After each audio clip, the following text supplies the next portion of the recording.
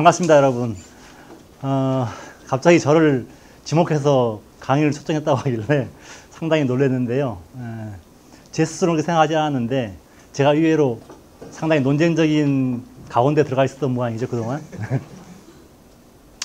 물론 한때 그런 얘기를 들었죠.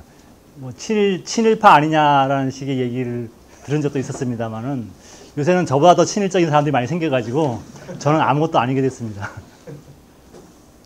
그 일본에 의한 보호 통치기에 한국의 재판제도에 대한 또 새로운 개혁이 이루어집니다.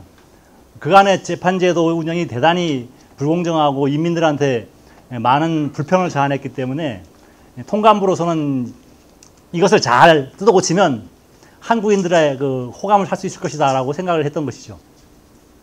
이제 그렇게 진행을 하다가 문제는 너무나 빨리 한국을 일본이 자기의 영토로 삼은 것이죠. 그걸 병탄이라고 하는데 일본인들은 그걸 병합이라고 하죠.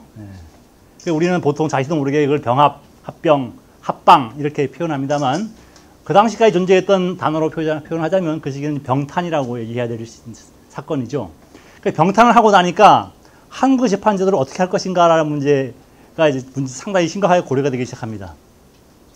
그래서 이 1910년부터 12년 사이에 일본 본토의 정부와 한국의 총독부 사이에 어떤 조종작용 속에서 한국의 재판제도가 정착하게 되는데 그것이 현재 2016년 현재 대한민국 재판제도의 거의 3분의 2 정도를 차지하고 있는 시스템을 만들어 놓았고 나머지 3분의 1은 해방 이후에 미국의 영향을 받아가지고 한 3분의 1 정도가 접착됐다고 볼 수가 있습니다. 그래서 오늘은 그 가보개혁에 의해서 어떻게 개혁이 됐다가 통감부에 의해서 어떻게 조금 바뀌었다가 총독부에 의해서 어떻게 바뀌었는가 그거를 단계적으로 보면서 어떻게 봐야 될 것인가를 좀 고민을 해볼까 합니다. 우선 이 이토 히로부미 얘기가 먼저 소개가 될 필요가 있겠습니다. 왜 그러냐면 이토 히로부미의 이 회고, 그 당시에 대한 설명이 한국의 재판제도를 어떻게 바꿀 것인가에 대한 것이 집약적으로 담겨 있는 것이죠. 첫 번째 부분이 이 부분입니다. 이 관리들, 행정을 맡은 지방관들이 지금하고 다르게 경찰권, 그 다음에 재판권, 그리고 조세 징수권 이걸 다 가지고 있었습니다. 통감부 입장에서는 이 세 가지가 다 겸해 있었기 때문에 이걸 따로따로 떼내야지 제대로 된 행정을 할 수 있다고 했던 것이죠. 그리고 이 군수들이나 관찰사들이 가지고 있었던 재판권이 인민들의 재물을 수탈하는 데 악용되고 있다. 이런 것을 이토 히로부미는 이제 살펴봤던 것이죠. 그래서 이 부분을 개선하면 되겠다. 또 한 측면은 뭐냐면은 이 한국이라고 하는 나라가 1876년부터 1880년대 후반까지 여러 유럽 국가들하고 조약을 체결하면서 엑스트라 테리토리얼, 즉 영사재판권을 다 부여한 겁니다. 그래서 그 외국인들에 대해서는 한국의 주권이 행사될 수 없었던 것이죠. 일본이 한국을 병탄했을 때 하더라도 이것은 이미 한국이 체결한 조약이기 때문에 일본이 이걸 어떻게 할 것인가 문제가 고민이 되는 겁니다. 즉 영사재판권이 폐지되려면 유럽인의 관점에서 봤을 때 자기 나라 인민들이 감옥에 들어가도 충분히 괜찮다고 할 만큼 판단할 정도가 돼야지 영사재판권을 없애겠다고 하는 것이 그 당시의 일반적인 흐름이었기 때문에 일본도 1853년에 페리에 의해서 개항된 다음에 유럽하고 조약을 체결하면서 많은 나라들에게 영사재판권을 줬었습니다. 이걸 뜯어고치는데 거의 40년 걸렸죠. 일본 같은 경우에는. 한국은 그게 안 돼 있었던 거예요. 이때까지. 1876년부터 1906년까지 안 돼 있었습니다. 그래서 한국을 온전히 지배하려면 열강이 가지고 있는 영사재판권을 다시 철폐해야 된다는 거죠. 그러려면 한국의 재판제도가 일본과 비슷한 정도까지 가야 됩니다. 그게 이제 이토 히로부미가 생각하는 한국의 재판제도 개선의 두 가지 목적입니다.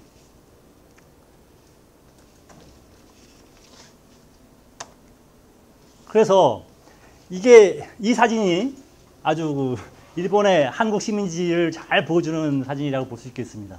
1910년 9월 3일에 런던 일러스트레이티드 런던이라고 하는 그 피어리티컬입니다.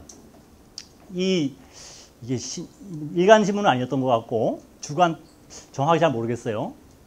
최근에 제가 이걸 얻게 됐는데 이 사진을 보면 before and after입니다. 이쪽이 before고 이쪽이 after입니다. 여기 It's a new master's influence라는 말이 나오죠.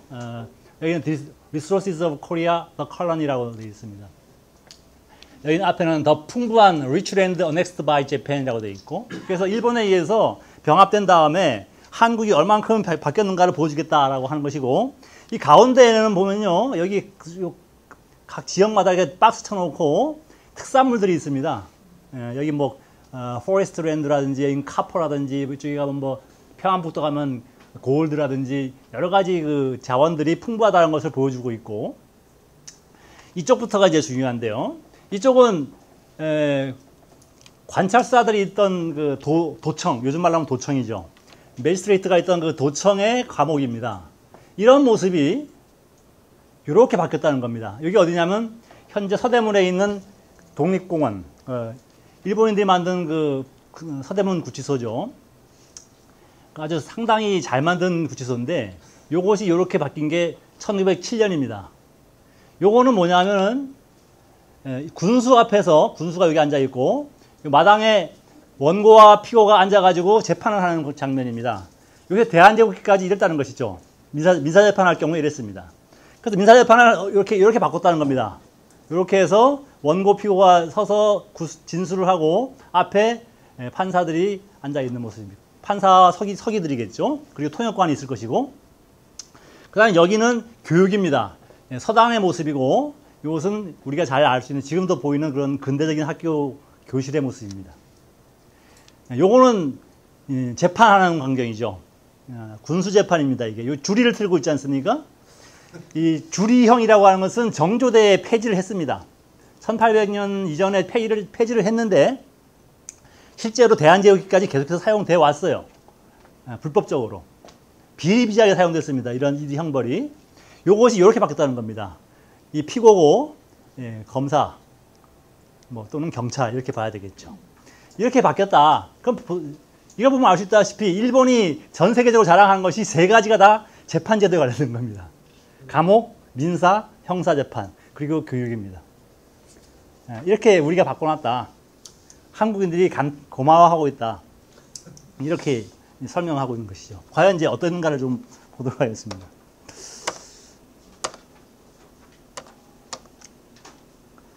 우선 이 대한제국기까지 재판을 보려면은 조선시대를 안 볼 수가 없습니다. 왜냐하면 조선시대에 있었던 재판제도 스타일, 방식, 그 다음에 법규 이런 것들이 폐지되지 않고 그대로 1905년까지 왔기 때문에 1905년 5월 30일이죠.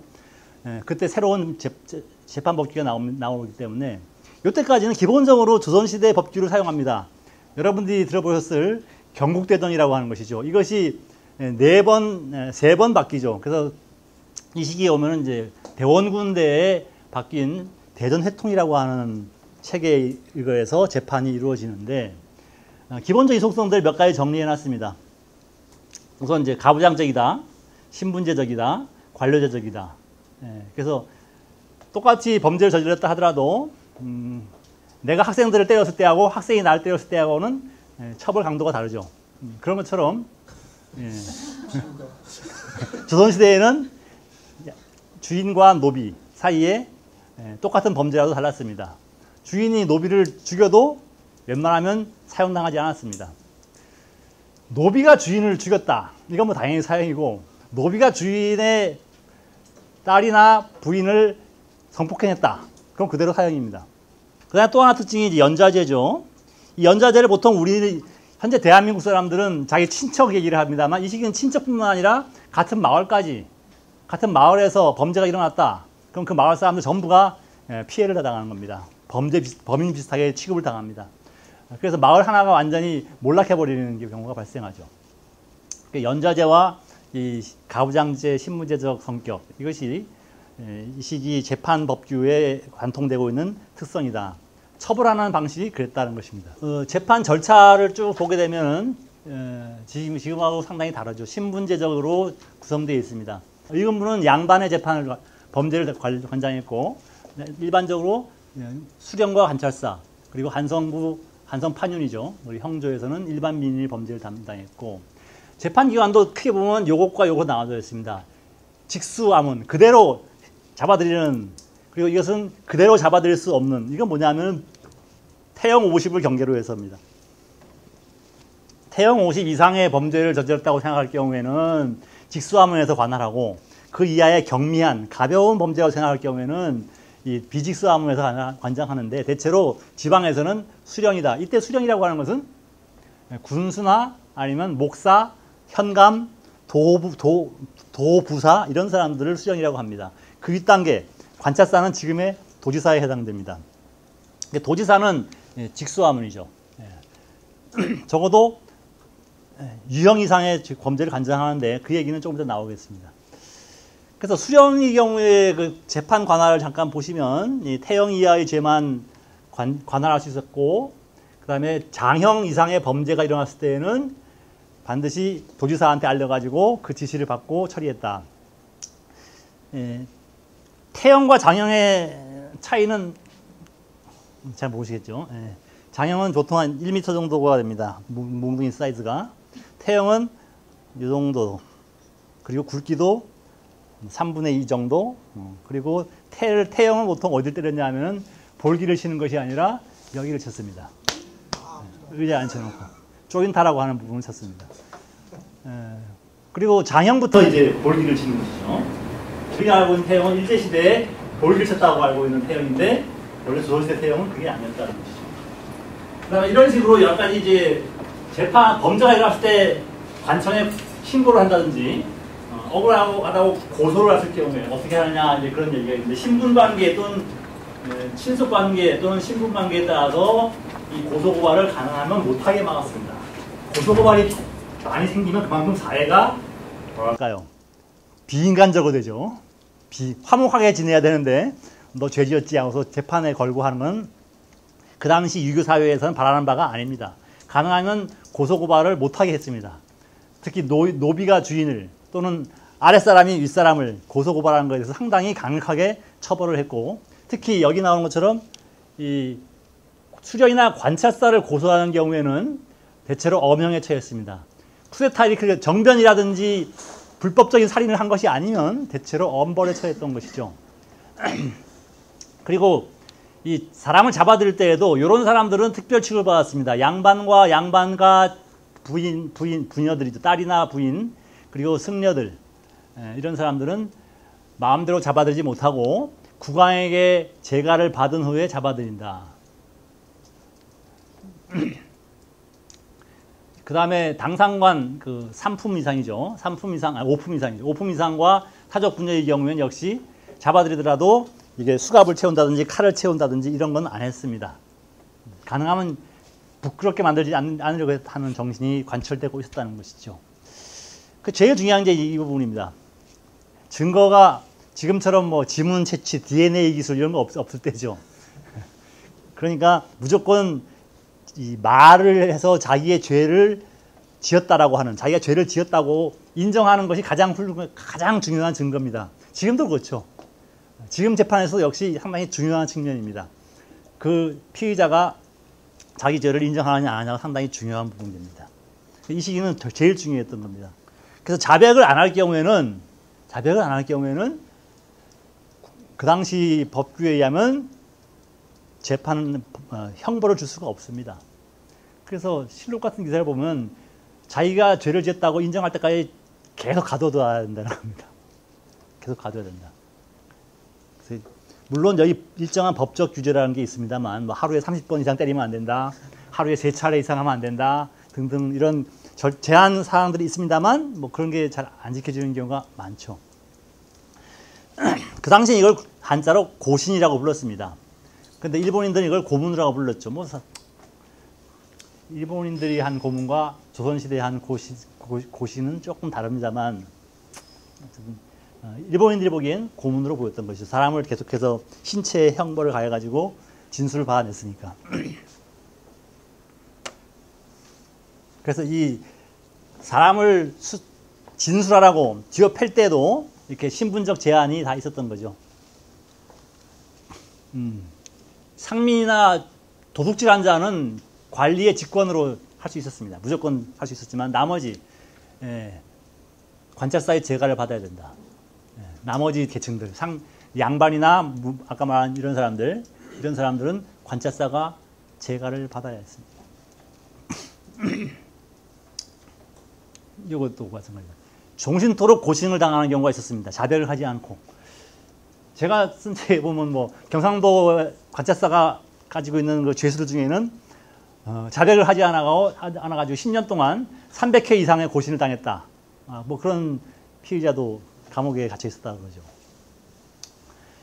그 다음에 이제 수사 과정에서 또 특이한 것이 이제 우리 한국 경우에는 이 초검, 복검, 삼검이라고 해서 살인 사건이 일어났을 때 이 사람이 죽었다고 하면 하여튼 큰일 납니다. 그 마을은 완전히 쑥대밭이 되는 겁니다. 지금은 좀 다릅니다만은 한 마을에 그 수령들이 들이닥쳐가지고 여기 나오는 이 초검을 하는 그 수령이 들이닥치는데 혼자 오는 것이 아니라 여러 가지 그 의관들, 율관들, 그 다음에 뭐 심부름꾼들, 간에 군교, 경찰, 요즘 말로 경찰이 다 몰려오기 때문에 수십 명이 몰려오죠. 조사하러. 그러면 한 마을에서 그 마을 사람들을 재워주고 입히고 먹이고 하느라고 거덜이 납니다. 그래서 사망사건이 발생했을 경우에는 가능하면 조선시대부터 계속 숨기는 게 관행입니다. 지금도 그럴 거예요. 숨기는 게 최고입니다. 이게 관에 들키면 온 마을이 다 그냥 벌떼같이 털리기 때문에 이 대한제국까지도 이제 그런 문제가 있습니다만은 그래서 법규상으로는 처음 먼저 검사를 하고 검시를 나가고 그 다음에 두 번째, 세 번째까지 하게 되어 있습니다. 한번 예컨대 여기가 명륜동이면 명륜동에서 사망사건이 발생했다. 그러면 저 종로 구기동 동장이 와가지고 검사를 하고 그 다음에 1차를 했으면 그냥 또 다른 저 동대문 종로구에 있는 뭐 동장이 와서 또 두 번째 검사를 합니다. 그 다음에 또 다른 동네에서 저 여의도에서 또 와가지고 또 검사를 합니다. 이게 반드시 채워져야 됩니다. 3번. 3검까지 하게 되어 있습니다.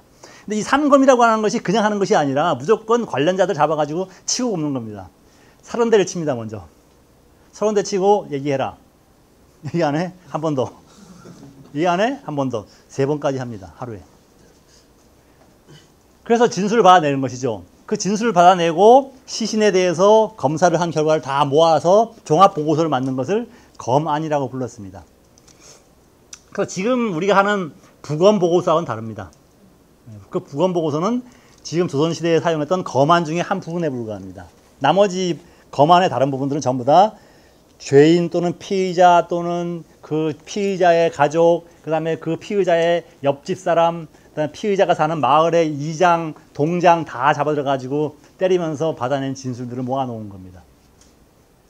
이 3번까지 검사한 사람들이 그래도 재판, 이 사망사건의 진범이 누구냐, 이게 정확하지 않으면 여기 나온 것처럼 또 한 번 재판관, 검사관을 보낸다. 명사관이라고 부르는데, 그래서 어떤 경우에는 4차, 5차, 6차까지 가는 경우도 있습니다. 그동안 시신은 썩어도 계속 놔둬야 됩니다. 그 자리에다가. 그래서 그 검언관들이 다 모여가지고 회의를 합니다. 회의를 해가지고 피의자를 어떻게 할 것이냐 본격적으로 신문에서 다시 하는 게 이 과정을 회추라고 하고 모여서 추문, 수사한다는 것이고 그 결과를 중앙에 보내는 것을 완결 녹계 과정이라고 합니다. 재판을 일단 완결해서 보고한다, 녹계 한다라는 것이죠. 이렇게 해서 일단 수사 과정까지 갑니다. 그 다음에 이제 재판기관이 판결을 내리는 과정이 있겠죠. 우리도 지금 형사재판에서는 죄형 법정주의라 해가지고 형법전에 없는 행위는 처벌할 수가 없습니다. 그걸 죄형 법정주의라고 하는데, 그런데 시대가 막 변하다 보면은 새로운 범죄가 발생합니다. 어떻게 할 것이냐? 지금도 있습니다만 우리도 이게 조선시대 이런 게 있었어요. 인율비부, 다른 법률 조항을 끌고 와가지고 처벌하는 겁니다. 예를 들어서 아편이 횡행한다. 근데 경국대대는 아편 조항이 없습니다. 그러면 그 중에서 비슷한 거 찾아가지고 뭐 사람을 미혹하기 위해서 마술로 괴롭히는 행위 뭐 이런 게 있으면 그걸로 갖다서 붙입니다. 그걸로 처벌하는 것이죠. 그 다음에 이게 나쁜 놈은 나쁜 놈인데 조항이 없습니다. 해서는 안 될 짓, 마땅히 해서는 안 될 짓을 한 범죄에 대하여 적용하는 율 해가지고 불응이율입니다. 못된 놈, 네 죄를 알렸다 할 때 많이 써먹는 것. 80대까지 때릴 수 있었습니다. 이 판결이 나면요. 그래서 요즘 말하면 일종의 경범죄 비슷한 건데, 뭐 경범죄하고 비슷하기도 하고, 하여튼 수령이 봤을 때 도대체 이놈은 못해 먹을지 나쁜 놈이다. 그런데 아무리 봐도 법전에 없다. 처벌할 조항이. 그러면 이제 불응이율로 처벌했습니다. 자, 이제 판결을 내릴 때는 아까 봤듯이 수령과 비직수하면은 태형까지만 판결을 내릴 수 있었고, 그 다음에 유형, 도형, 장형, 태형, 관찰사가 이렇고, 그 다음에 사형, 제일 중요한 범죄 판결인 사형은 관찰사도 내릴 수가 없었습니다. 그것은 국왕만이 내릴 수 있었습니다. 국왕만이 내릴 수 있는 것이죠. 다른 나라는 모르겠는데 한국에 지금도 대통령이 사명권을 행사하는 것은 여기서부터 내려온다고 볼 수가 있습니다. 사형의 권한은 오로지 국왕만 가진다. 형조나 의금부를 거쳐서 결국은 최종적으로 국왕이 그래 죽여라 판결을 내려야 됩니다. 판결이 내렸다 하더라도 곧바로 죽이지 못했습니다. 여기 나오는 것처럼 상복이라고 하는 절차가 있었습니다. 판결을 내린 다음에 한 달이나 지난 뒤에 다시 형조 관리들이 모여가지고 임금님 앞에, 국왕 앞에 가서 얘를 판결을 사형으로 내렸습니다. 죽일까요? 묻습니다. 죽여라. 알겠습니다.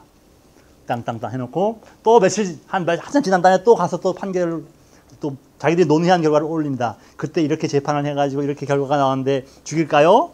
죽여라. 2번. 또 며칠 지나서 며칠이든 몇 달이든 지나서 또 보고를 합니다. 이 사람 죽여야 됩니까? 죽여라. 3번 합니다. 3번 되면 3번까지 마지막으로 왕이 죽여라 하면 그때 가서 사형 집행을 했습니다. 차명 또는 교수형으로 했습니다. 차명은 이 머리와 몸이 분리되는 걸 의미하는 겁니다. 그러니까 팔과 다리가 분리되는 건 사형으로 치지 않습니다. 그건 능지형입니다. 능지는 사람을 죽일 때 천천히 죽이는 거예요. 천천히. 고통을 최대한 느끼게끔. 그래서 가장 먼 부분부터 심장에서 차근차근 잘라나가는 겁니다.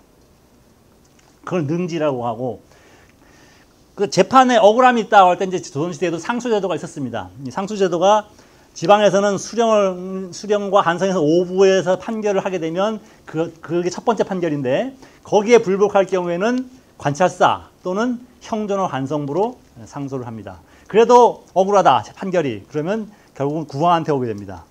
그래서 조선 초기에는 이거 있어요. 신문고라는 걸 뒀죠. 경복궁 광화문 안에 뒀습니다. 대궐문 안에. 그러면 어떻게 돼요? 일반인이 대궐문 앞에 가서 사사부터 뛰어들어가지고 쳐야 됩니다. 그게 불편하죠. 잘못하면 잡히죠. 가다가. 그래서 조선 후기에 가면 이런 시스템이 생기는 겁니다. 상언 또는 격쟁이라는 시스템이 생깁니다. 상언은 글을 쓸 줄 아는 이런 사람들이 사용하는 방식입니다.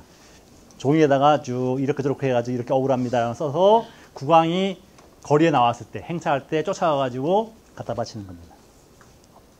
격쟁은 글을 쓸 줄 모르는 무식한 사람들, 글을 모르는 사람들이 글을 쓸 수 없으니까 국왕이 행차할 때 꽹과리를 치면서 나가가지고 눈을 끄면서 거기 엎드려가지고 자기 억울함을 호소하는 것이죠. 이것이 있었고, 또 하나 있다고 하면 이제 산에 올라가가지고 횃불을 드는 거화라는 방식이 있습니다. 남산 같은 데 올라가가지고 불을 올리고, 또는 관찰사가 보는 산 등성이 올라가서 불을 올리고 하는 것들이 있는데, 그건 또 와가지고 또 자기 억울함을 또 호소를 하긴 해야 되는 거죠. 어쨌든 간에. 이런 시스템이 있었습니다. 그러니까 특히 조선 후기 연구하는 사람들이 정조를 높이 받들지 않습니까? 정조대왕을. 정조가 이 상언과 격쟁을 상당히 광범위하게 다 받아들여가지고 다 체크하면서 일일이 다 심리를 했다고 해서 유명해진 것이죠. 그래서 이 제도가 정조대에 가장 많이 활용됐습니다. 인민들에 의해서.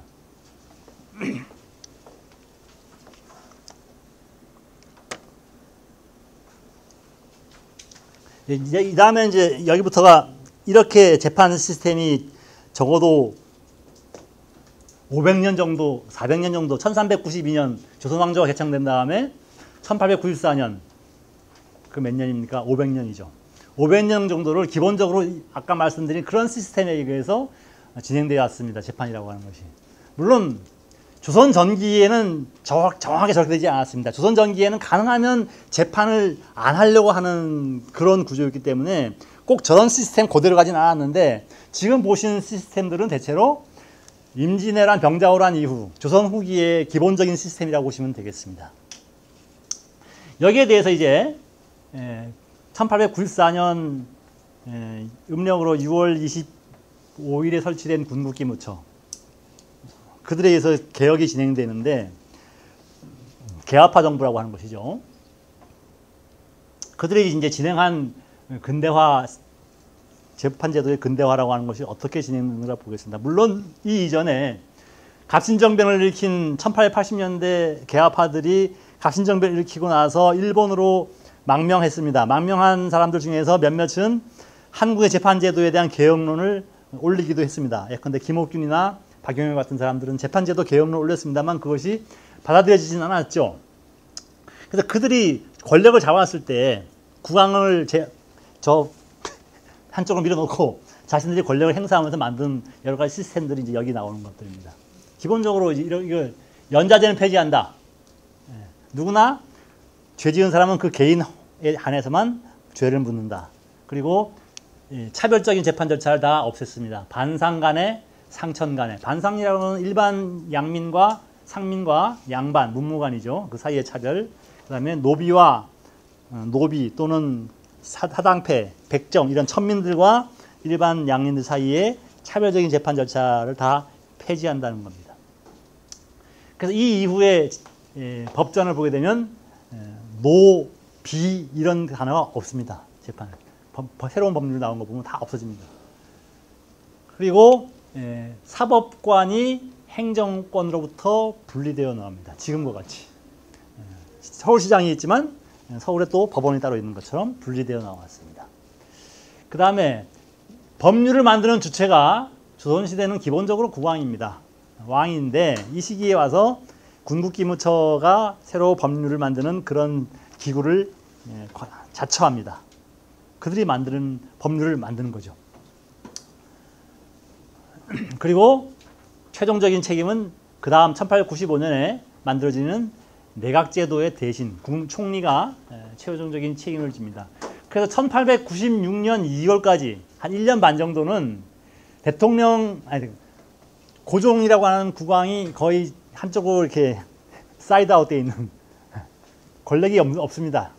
도장만 찍는 역할만 하는, 자기 표현이 그래요. 나보고 도장만 찍는 그 역할만 하라는 얘기냐, 니들이 알아 다 헤쳐먹어라 라고 막 투덜투덜댑니다. 그렇게 해서 내각이 권력을 장악했고 국왕권은 위축되어 있었습니다. 그렇지만 이 새로운 법률, 이 근대적인 시스템에 맞는 새로운 법률을 만든다는 것은 매우 어렵습니다. 예컨대 민법 같은 거 만들려면요 한 100년 이상 걸린다고 봐야 됩니다. 형법, 그것도 글쎄요, 유럽의 경우에 한 50년 이상 걸렸을까? 근대화된 이후에 상당히 오래 걸립니다. 많은 시행착오를 거쳐야 되기 때문에. 일본 같은 경우도 1890년대 초반에 형법이 반포되는데 그 이전까지 1850년대부터 조약 개정을 위해서, 열강과의 조약 개정을 위해서 형법을 근대화시킨다고 막 노력하는데 그게 거의 30년 이상 걸립니다. 쉬운 게 아니에요. 그러니까 한국도 마찬가지입니다. 금방 새로운 법규를 만들 수 없기 때문에 대명률, 조선시대 초기에 사용했던 대명률 그대로 사용하고 대전했던 형전, 그리고 1894년 이후에 새로 제정된 법령들이 한 대여섯 개 됩니다. 그걸 가지고 재판을 하게 됩니다. 그 다음 여기서 이제 형벌에 대한 개혁이 기본적인 첫 번째 개혁인데 이 두 가지 법률에 의해서 완료가 됩니다. 핵심적인 사항은 이겁니다. 아까 얘기했던 능지형 처참형을 폐지하고 교수형으로 통일한다. 군인의 범죄에 대해서는 교수형이 아니라 총살형으로. 총살형을. 그 다음에 5가지 형벌. 태형, 장형, 도형, 유형, 사형. 이 5가지 형벌 중에서 장형과 도형을 폐지를 했습니다. 그럼 뭐만 남냐면 태형과 사형과 유형이 남습니다. 유형이 남는데 요 징역형이 새로 들어온 것이죠. 요 도형은 뭐냐면은 일종의 징역입니다.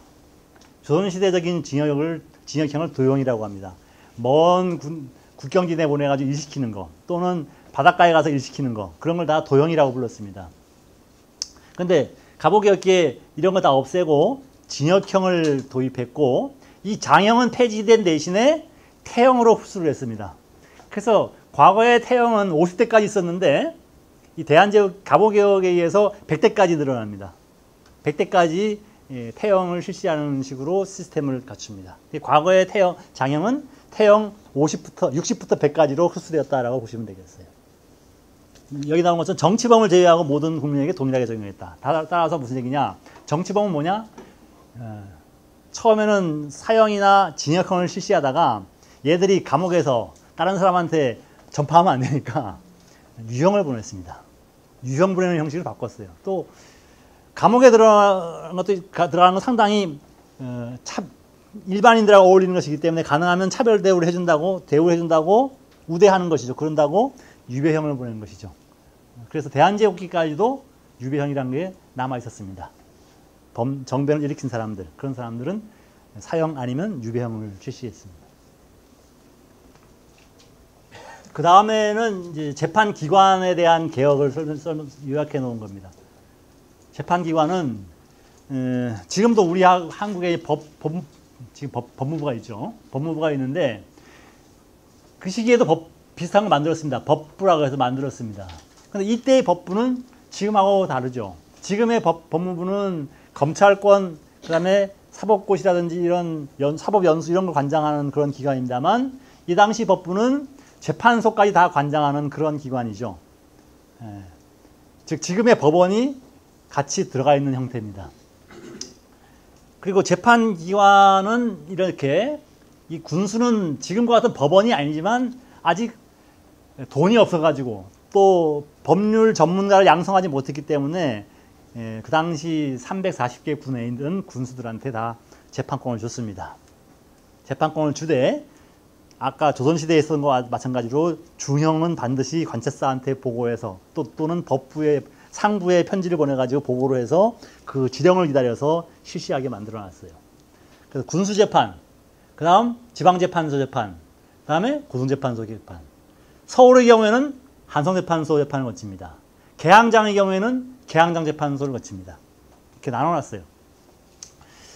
이 계양장이라고 하는 것은 뭐 부산, 인천, 원산, 그 다음에 1898년, 97년이면 뭐 군산, 목포, 성진, 이렇게 평양, 이렇게 만들어집니다만, 그런 외국인과의 관련이 생기는 그런 지역에는 계양장 재판소 설치됐습니다. 이렇게 가게 돼 있어요. 그래서 1단계, 2단계, 3단계. 이렇게 돼 있는데 예외가 있습니다. 치김관, 주임관 등 고급 관리, 중급 관리와 정치범은 고등재판소에서 한 번으로 끝냅니다. 재판을. 3심 안 한다 이래요. 단심제로 끝냅니다. 그 다음에 왕족 관련 범죄는 역시 특별법원에서 합니다.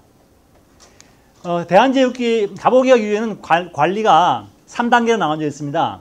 치김, 주임, 판임. 그래서 요 주임관부터 왕이 인사에 관여를 하고, 그 밑에 등급의 아래 것에 대해서는 그 각 부의 대신이 마음대로 임명할 수 있었습니다.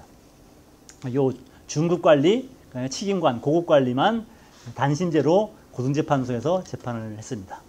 그리고 정치범도 마찬가지고요. 근데 그 당시에는 아직 근대적인 법률, 일본의 형법 같은 것이 없었기 때문에 일본의 형법을 공부를 시켰습니다. 그리고 그 공부를 시키기 위해서 법관양성소라는 걸 만들었어요. 그것이 지금 서울대학교의 전신이라고 하는데 폼잡는데 저 사람들이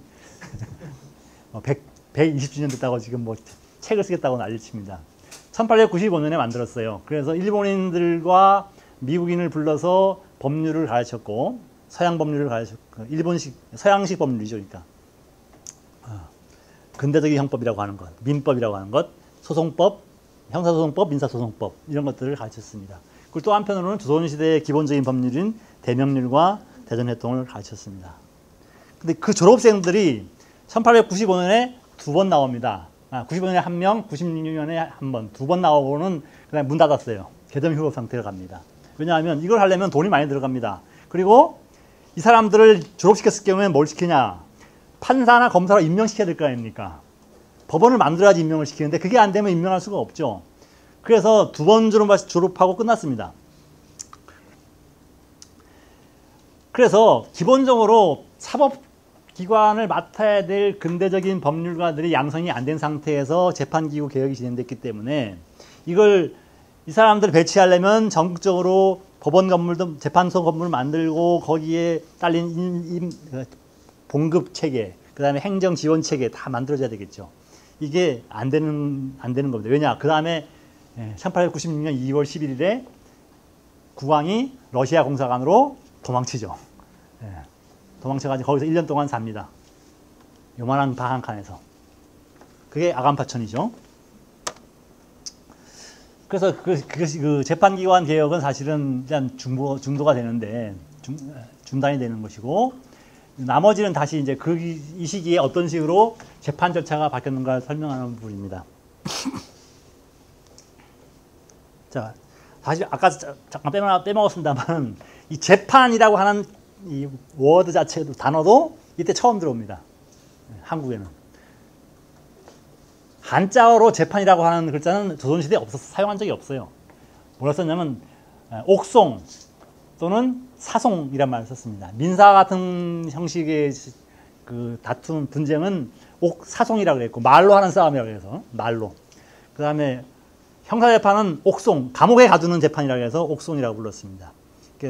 소송, 이게 다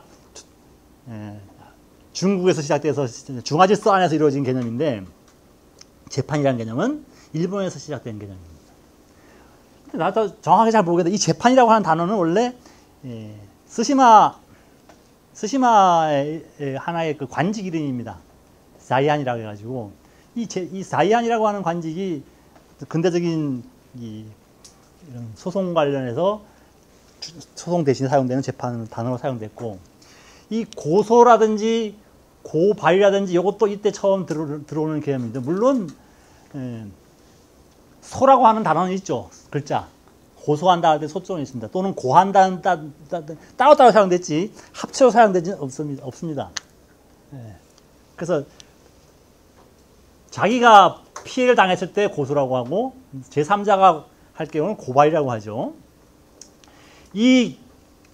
이것이 아까 말씀드렸듯이 관찰사나 수령은 함부로 인민이 재판을 걸 수 없게 되는데 이게 다 이제 사문화됩니다. 갑오개혁 이후에는. 그래서 지방인들이 그 타막한 수령에 대해서 언제든지 서울에 와가지고 예전 잡아가두세요 하고 소장을 내는 게 빈발하게 되는데 특히 이게 언제 많이 나타나냐면 독립협회 운동기에 빈발하게 되고 그 다음에 빈발하는 데는 언제냐면 러일전쟁 이후가 또 빈발하게 됩니다. 그건 이제 왕권이 위축될 때 나타나는 현상들이죠. 그리고 지금 우리 구속영장 합니다만 그거 말고 체포영장이 따로 있죠. 지금 경찰관이 사용하는 거. 이게 처음 사용됩니다. 체포영장이 도입됐고 신분에 따라서 잡아가둘 때 여러 가지 제한이 있었는데 그것도 없어졌고 다만 요게 이제 남습니다. 주인관과 시인관을 잡아들일 경우에는 반드시 사전 또는 사후 승인을 하게 돼 있다. 지금도 사실 비슷합니다. 검찰이 그 국회의원이나 또는 높은 관리들, 고관들을 잡아들 때 반드시 대통령의 눈치를 보죠. 여기 있죠. 보세요. 국왕의 사전 승인 또는 사후제가. 이게 계속 내려오는 하나의 흐름이라고 볼 수 있겠습니다. 한국에는. 이탈리아나 일본은 그렇지 않은 것 같아요. 그렇게 눈치 안 봅니다. 한국은 눈치 보는데 그게 다 여기에서 내려온 게 아닌가 하는 생각을 합니다. 그래서 치గిం관의 경우에는 반드시 사전 승인을 해야 되고 주인관의 경우에는 잡아들인 다음에 승인을 받는 겁니다. 그렇게도 조금 차이가 납니다만 이렇게 체포하고 잡아가둘 때 이런 식의 제한이 있었고 그 다음에 가족이나 자기 하인을 대신 감옥에 집어넣는 규정이 없어집니다. 그런데 내가 범죄를 저지르고 도망쳤습니다. 그럼 옛날에는 내 아들을 잡아놓을 수 있었어요. 또는 제 머슴을 잡아가지고 가둘 수 있었습니다. 빨리 나타나라고. 아니면 부인, 내 처를 잡아가지고 가두기도 했습니다. 이게 이제 없어졌습니다. 그 다음, 고문할 때 도구가 과거에는 장과 태가 있었는데 채찍과 대나무 추리로 바뀌었다라는 것이죠. 좀 더 가벼워졌다는 얘기입니다. 그리고 고신 횟수가 제한되었다. 그렇지만 과거 이건 규정일 뿐이지 사실은 이게 더 많이 사용됐다는 것이죠. 이게.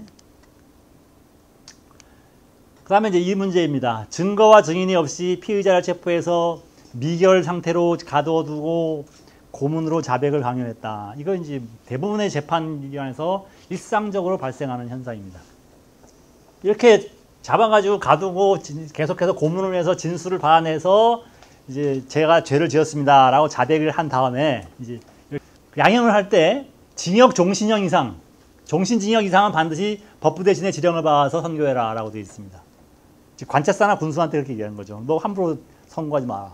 반드시 법부 대신한테 보고해서 지령을 받아라. 그 다음 정치범에게 유형 판결 또는 특별법원 범죄자에게 징역형 이상 선고했을 때 그리고 사형 판결 선고했을 때는 반드시 왕의 재가가 필요하다. 요거는 사실은 아간파천 이후에 등장한 새로운 법규였습니다. 즉 왕권이 다시 회복되면서 왕의 권력이 늘어나는 걸 상징적으로 보여주는 조항입니다. 그 다음 상소제도가 아까 봤듯이 군수재판, 요 지방재판소, 각계항장 또는 한성재판소 거친 다음에 고등재판소 이렇게 되어 있는데 문제는 지방에 재판받고 난 다음에 서울로 가가지고 상고하려고 하면은 막는 겁니다. 지방관들이 보낸 심부름꾼이나 하인들이 길을 막고 다시 못 가게 쥐어 패고 구타하고 이런 일이 벌어지니까 관찰사한테 가고 싶어서 못 가는 거죠. 군수사 재판받고 난 다음에. 그러면 곧바로 서울로 튀어가지고 지금의 고등재판소가 어딨냐, 저 서서문의 시청 앞 근처에 있는데 거기 와가지고 상소를 하는 겁니다. 요즘 말로 하면 이걸 비약상고라고 하는데 요즘에는 비약상고, 그 비약상고 제도를 1896년 이후에 새로 만듭니다. 신식재판에 익숙하지 않은 지방관들이 민인들의 서울에 와서 상고하는 것을 막으려고 하기 때문에. 그 다음 왕권이 회복된 다음 아간파천 이후에 처음에 이 상언과 격전을 금지시켰는데 이것이 조금씩 다시 나타납니다. 원래 역사라는 그런 것이죠. 법률을 공부한다고 그걸로 끝나는 게 아닙니다. 항상 과거의 거대한 뿌리가 계속해서 이 새로운 줄기를 만들어내죠. 그런 것처럼 과거의 관행들은 계속해서 살아남고 있다. 1899년 이후에 많이 증가합니다. 이 상언하고 격쟁하는 것이. 그리고 이 상소제도도 만들어놨지만 사실상 의미가 없게 돼버린 것이 이런 겁니다. 국왕과 고등재판소가 판결을 번복하는 사례가 나타나고 고등재판소가 판결을 내린 것을 지방재판소에서 무시해버립니다. 예를 들어서 저 경상도에 있는 선비가 억울한 일을 당했습니다. 그래서 군수한테 재판을 당해서 억울하니까 관찰사한테가 항소를 했습니다. 관찰사도 똑같은 판결을 내렸습니다. 그래서 이제 마지막 상고하러 서울까지 왔어요. 서울에 와가지고 돈 좀 매겨가면서 재판관에 돈 좀 주고 좋은 판결을 얻었습니다. 그래서 군수재 판결과 관찰사 판결을 뒤엎는 판결을 받아가지고 그 문서를 받아가지고 그 증명서죠. 판결을 받아가지고 다시 고향으로 내려가가지고 군수한테 내놨습니다. 봐라, 니네 받아왔다. 웃기고 있네. 뭉개버린 겁니다. 안 들어요. 안 들으니까 다시 선비는 그 당시 전신이 있으니까 전신으로 해가지고 어떻게든지 서울로 다시 또 자기 아는 사람 통해서 고소를 합니다만 그 고등재판소에서 그래 그 판결 맞다라고 확인증 찍어서 또 보내줘도 소용없습니다. 지금처럼 교통이 발달하지 않았기 때문에 마음대로 하라 이거예요. 지방에서는 마음대로 합니다. 실제로 그런 일이 너무나 많이 발생하기 때문에 사람들이 전부 다 서울에 와가지고 이 법부 대신이나 고등재판소 재판소장의 판결문을 받아가려고 그 근처에 그냥 맨날 노숙하고 자고 하면서 판결문 얻으려고 그럽니다만은 실제로 지방에서는 번복해버리는 경우가 많았다는 것이죠. 자, 그 다음 얘기는 영사재판권 문제입니다. 아까 이도 히로부미가 상당히 조심했던 일본의 근대국가 운영 과정에서 이 열강과의 관계가 매우 중요했습니다. 잘못 건드렸다가는 공든탑을 다 무너뜨리는 일이 많이 발생했죠. 약간 대표적인 케이스가 1894년 청일전쟁 이후에 얻었던 여러 가지 특권들을 상국간섭에 의해서 다 뺏긴 적이 있지 않습니까? 그래서 메이지 유신의 대신 원로원들은 항상 열강의 동향에 기출을 주목하는데 제일 중요한 문제가 이 영사재판권이라는 문제입니다. 그래서 한국 경우에는 어땠냐? 한국 경우에도 마찬가지였습니다. 외국인과 한국인 사이에 소송이 생기면 외국인이 증인이나 피고일 경우에는 한국인 관리가 재판할 수가 없었습니다. 반드시 외국 영사관에 조회해서 재판해서 결과를 알려주세요 라고 협조 요청을 하게 되어 있습니다. 그런데 영사재판권을 가지고 있는 영사관에 있는 영사가 자기 국민을 웬만해서는 엄하게 처벌하지 않죠. 웬만하면 좀 가볍게 아니면 무죄 이렇게 해버립니다. 이런 걸 알게 되니까 한국인들이 외국인 영사관의 도움을 받을 수 있는 종교를 찾아 들어가는 겁니다. 그것이 대표적인 것이 천주교, 그 다음에 장로교, 감리교와 같은 개신교, 그리고 러시아에서 들어오는 그리스 종교, 이 세 가지 종교입니다. 이 세 가지 종교의 신자로 귀의하는 것이죠. 자기 종교를 그걸로 취득해서 프랑스인 신부나 러시아인 신부 또는 미국인이나 캐나다인 도움을 받는 것입니다. 독립협회 운동 같은 경우가 대표적입니다. 독립협회 운동에 든 사람 대부분 다 이 영사재판권을 가지고 있는 영사재판권의 재판을 보호를 받게 되는 선교사들 집에 숨어 들어가가지고 또는 일본 상인에 숨어 들어가가지고 운동을 하는 편이 있습니다. 따라서 어떤 경우에는 그 신도가 된 다음에 다른 사람들의 재산을 약탈하거나 다른 사람들한테 여러 가지 행패를 부리는 일도 지방에서는 상당히 많이 발생을 했습니다. 그래서 이 문제를 해결해야 되는데 일본 정부는 40년, 50년 걸려가지고 해결했습니다만 한국 정부는 그런 마인드를 가질 수도 없죠. 일단 근대적 법률 전문가를 키우려면은 뭐가 중요하냐면 기존의 재판권을 가지고 있었던 관찰사와 군수들의 권력이 약해지죠. 좀 이따 설명드리겠습니다만 자기들이 가지고 재판권 가지고 돈도 뜯어먹을 수 있고 여자도 취할 수 있고 다 할 수가 있는데 이걸 뺏긴다. 다른 전문 사법관한테 준다고 하는 것은 말도 안 되는 짓이죠. 절대로 안 뺏기려고 합니다. 그게 가보개혁이 실패한 대표적인 가장 중요한 원인 중에 하나인데 그렇기 때문에 영사재판권 폐지는 당연히 생각도 못하는 거죠, 정부가. 그래서 이게 1906년까지 쭉 가게 되는 겁니다. 자, 그 다음 얘기는 황제권이 부활한 다음에 다시 찬란하게 꽃피우는 1898년 이후를, 99년 이후를 얘기하는 건데요. 재판제도가 보수화되는 과정입니다. 사실 대한제국이 훌륭한 국가라고 한국의 개설서나 교과서에서는 가르치지만 지금까지 그랬으나 저는 상당히 비판적인 입장을 가지고 있는 사람이라서 이걸 이제 가장 많이 강조한 사람이죠. 저 같은 경우에는. 이 시기는 러시아의 짜르와 같은 권력을 가지고 있는 것이 황제였다. 그것을 황제가 계속해서 추구해 왔었던 것이고 독립협회 운동한 사람들은 그걸 막으려고 했던 것이고 그래서 고종 황제 같은 경우에는 러시아의 짜르를 모델로 했고 독립협회 운동했던 서재필이라든지 윤시호 같은 사람은 일본의 메이지 천황을 생각했던 겁니다. 군림하지만 권력이 없는 그것이 일본의 메이지 천황이죠. 그런데 고종은 독립협회 운동과의 싸움에서 이겼습니다. 1898년 12월 27일에 이겼습니다. 마지막으로 다 종지부를 찍었어요. 그리고 나서 오로지 자기만 최고의 권력을 갖게 됐습니다. 그래서 제일 먼저 만드는 법률이 요겁니다. 외국에 의뢰해서 국가의 정체를 손해를 끼치는 자를 처단하는 법률. 아까 봤던 영사재판권을 이용해서 운동했던 많은 사람들을 다 잡아가겠다는 겁니다. 심지어는 뭐 사형 또는 뭐 재산 몰수, 가보개혁기의 이후에 등장했던 새로운 근대적 법적 원리를 다 뭉개는 새로운 법률이 등장한 것이 이것이었습니다. 그리고 곧바로 이 차명을 부활시키는 것이죠. 차명을 부활시키는데 단 이제 제한이 있었습니다. 정치범에 대해서만 차명을 부활시켰습니다. 그러니까 고종은 어떻게든지 자기 권력을 약화시키는 자들을 아주 자근자근 뿌리를 뽑겠다고 하는 생각을 가지고 있었던 것이죠.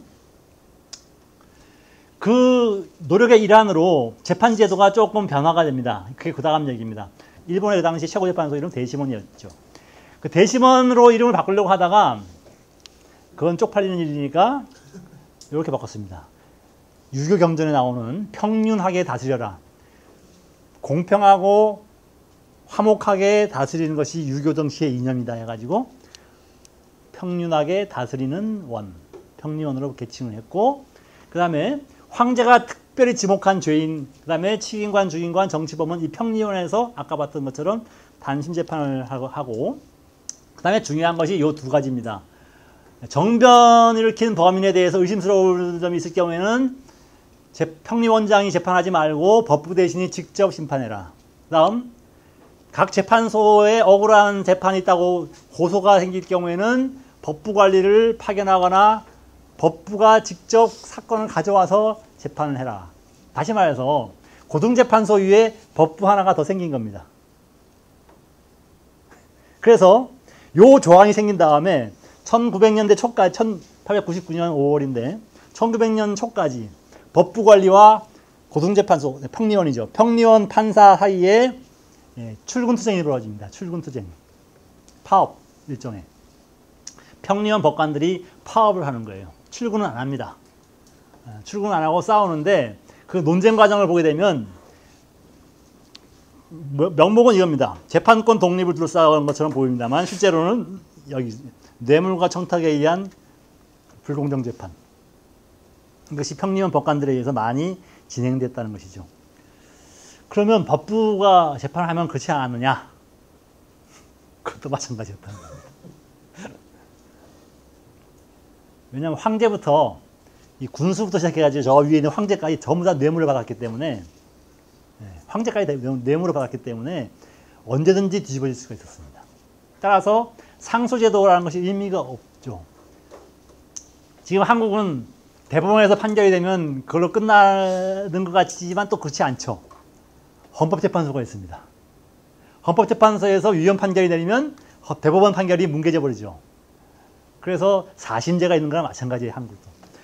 이 시기도 보면 비슷합니다. 고등재판소가 판결을 불공정하게 하니까 그건 법부에서 재판을 해라. 근데 법부도 역시 사람이 하는 것인 이상 뇌물을 받거나 청탁을 받아가지고 불공정하게 할 수가 있는 소지가 있죠. 그러니까 서로 싸우는 겁니다, 그 다음에는. 네가 잘했네, 내가 잘했네 하고. 판결에 확정력이 생기지 않으면 누가 손해를 봅니까? 재판받는 민인들이 손해를 보죠.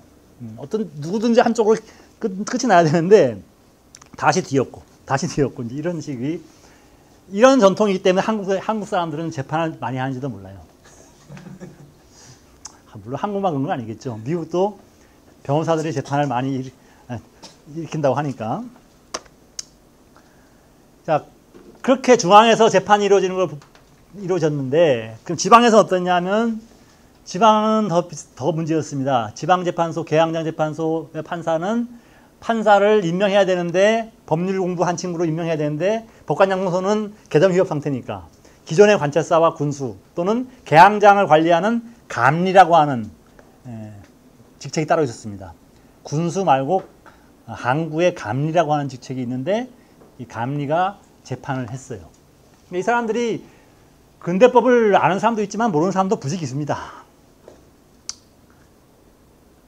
그 관찰사 군수가 될 때 그 의정부 해가지고 그 법부 대신 또는 내무부 대신 또 이런 농상공부 대신 거쳐가면서 그 시험을 보는 게 제도가 있는데 시험은 어떻게 보냐면 그냥 대충 책 읽으라고 합니다. 원래는 시험관이 여기 있으면 이렇게 등 돌려가지고 배강을 하게 돼 있어요. 자기 지식을 암기하게 돼 있습니다. 그런데 재판소 구성법 제1조는 무엇입니까 하면 얼굴을 보면서 하는 것이 아니라 제1조는 법관은 재판소 공정하게 합니다. 뭐 이런 걸 해야 되는데 이렇게 마주보고 몇 조랑 재판소 구성법 1조는 뭐죠? 그래요? 이렇게 해서 다 통과시켜줬어요. 그렇게 해서 지방관으로 내려가고 했습니다. 그래서 아까 말씀드린 얘기가 이겁니다. 그들이 담당한 재판의 대부분은 불공정한 판결이 많았기 때문에 서울로 와서 평리원 또는 법부에 상소를 했다. 특히 황제 권력이 강화된 99년 전후부터 군수 자리를 파는 매매하는 움직임이 활성화됩니다. 그래서 돈을 바치고 군수벼슬을 얻게 되면 그 사람이 지방에 내려가서 뭐 하겠습니까? 어떻게든지 본전을 찾아야 되죠. 본전을 찾아야 되기 때문에 돈 좀 있는 사람은 잡아가지고 패는 거죠. 주어진 재판권을 이용해가지고 수탈을 합니다. 아까 말씀드렸다시피 재판관 양성을 해야 되는 법관장로소 상황은 이랬습니다. 1903년 초부터 다시 개점을 했는데 졸업생 배출했지만 이 사람들도 역시 희망했던 관직에 거의 못 갔습니다. 이 사람들이 희망했던 관직에 가기 시작한 시점은 언제냐? 통감부 시기 이후입니다. 불행하게도. 그러니까 친일파가 괜히 생기는 게 아닙니다. 근대적인 지식을 배웠는데 갈 데가 없는 거예요. 왜냐하면 황제와 그에 빌붙어 가지고 권력을 차지했던 사람들이 계속 원래의 시스템을 유지하려고 했기 때문에 그들로서는 새로운 시스템을 만들어줄 수 있었던 스승격인, 모델격인 일본의 도움을 원할 수밖에 없게 되는 것이죠. 그래서 이런 일이 발생한 겁니다. 불행하게 억울하게 당했다고 하는 사람들은 이 고소를 서울에 와서 합니다만 요즘하고 비슷해요. 요즘에 비슷합니다. 재판하게 되면은 항상 보면 유전 무죄, 무전 유죄죠. 돈 있는 사람은 무죄로 풀려나가고 돈 없는 사람은 유죄로 판결납니다. 그 시기는 더 심했죠. 수령들은 무혐의 처리되고 고소한 민인들은 거꾸로 무고죄로 처벌됐습니다. 그리고 어떤 경우는 이 고소를 당한 지방관이 고소를 한 사람을 잡아들여가지고 또는 그 친족을 잡아들여가지고 곤장을 치고 주리를 틀고 하는 일이 그 당시 보고서 같은 데 비일비재하게 나타나는 것이죠. 그래서 이 사람들이 이제는 고소를 하면 도리어 처벌을 받기 때문에 가명이나 익명으로 광고를 씁니다. 광고. 그 황성신문이나 대한매일신부에 보면 광고 보면 많이 나옵니다. 황해도의 해주군의 무슨 군수 누구 이러는 이렇게 인민들로부터 2만 냥을 뜯어먹었음에도 불구하고 서울에 가서 재판했는데 평령에서 제대로 판결을 안 해줘가지고 이렇게 됐습니다. 또는 평령에서 판결 받아가지고 내려가서 이렇게 시행하라고 했는데도 관찰사가 말을 안 듣습니다. 이런 식의 광고들이 하루에 한 번씩 반드시 나옵니다. 그리고 재판은 결심 후 7일 이내에 판결을 하라고 되어 있는 규정이 있습니다만 사문화되었다. 그래서 장기 미결수가 늘어났고 그 원인은 뇌물과 청탁. 또 하나는 사람들이 비리건송. 비리건송이라고 하는 것은 조선시대부터 내려오는 말인데요. 조선시대부터 제일 이 실록에 많이 나오는 얘기가 왜 이렇게 재판을 좋아하는지 모르겠다 이거야. 그래서 삼세판이라는 말이 있죠. 우리 가위바위보도 세 번 하지 않습니까? 가위바위보 3번 해가지고 2번 이긴 사람이 승자가 되는 이 제도가 왜 생겼느냐? 조선시대부터 있었다는 것이죠. 재판을 해가지고 3번 해가지고 2번 이긴 자가 이기는 걸로 하자. 이런 식의 일종의 관행이 조선 후기부터 계속해서 내려옵니다. 그래서 사람들이 재판을 좋아한다. 자기가 합리적이지 않으면서도 소송을 벌이기를 즐겨한다는 게 비리건송이라는 뜻입니다. 그 다음에 법관이 제대로 백성들한테, 인민들한테 법률 지식을 가르쳐주지 않는다라고 정부에서는 판단을 했습니다. 뭐 그렇지만 문제는 이거죠. 병리원과 법부 사이에 계속해서 재판이 왔다 갔다 하는 거죠. 대표적인 사건을 제가 책에서 쓴 건데 이완용과 이승우 사이에 조세횡령 범인이 누구냐? 누가 조세금 전라도에서 거둔 세금 20만 냥을 누가 떼먹었느냐? 이거 가지고 벌어진 재판인데 여기 나온 7년 걸립니다. 처음에는 이완용이 잡혀 들어갔다가 이승우이 잡혀 들어가고 다시 또 이완용, 다시 이승우, 다시 이완용 계속 왔다 갔다 합니다. 마지막에는 이제 이완용이 1906년 이후에는 권력을 장악하니까 자기 형하고 같이 이승욱이 이제 찌그러지는 겁니다. 이 사람은 뭐 지방의 유명한 존경받는 유생이라고 하는데 양반 유생이죠. 이때 와서 1906년 가면 상당히 곤혹스러운 상황으로 가게 되는 겁니다. 자, 요거는 제가 재판제도가 왜 보수화되었냐라고 하는 건데 아까 잠깐 얘기했습니다만은 이겁니다.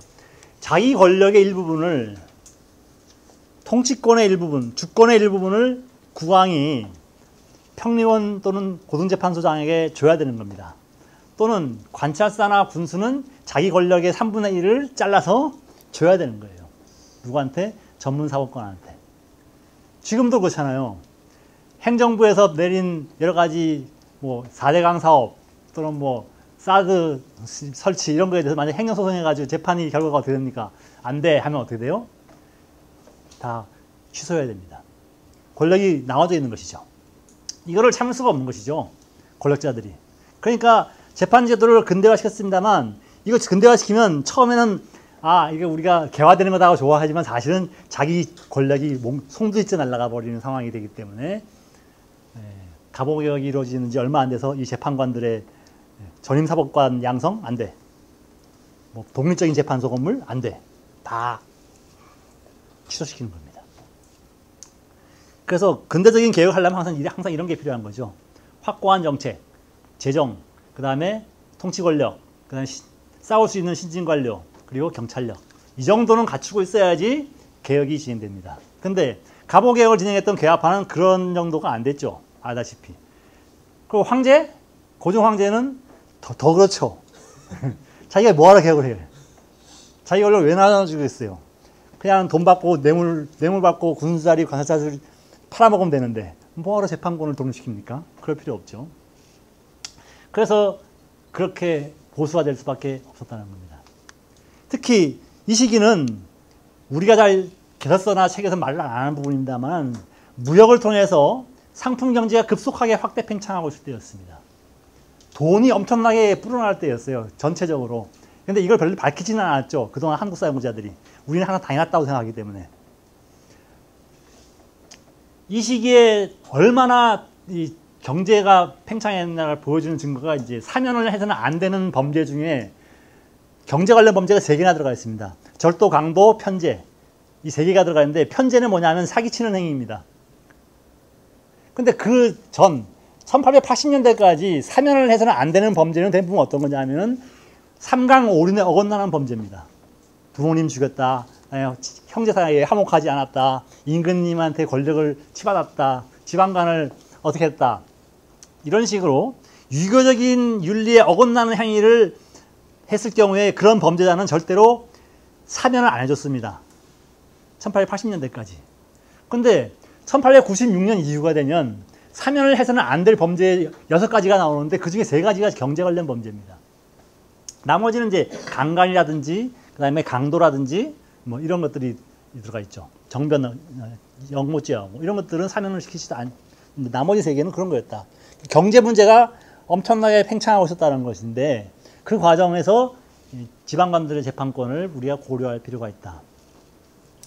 그리고 또 하나 중요한 거는 이 평리원의 최고 재판소의 위상이 사실은 부정되었다는 점. 이것이 재판제도가 보수화된 원인이었다고 볼 수 있겠습니다.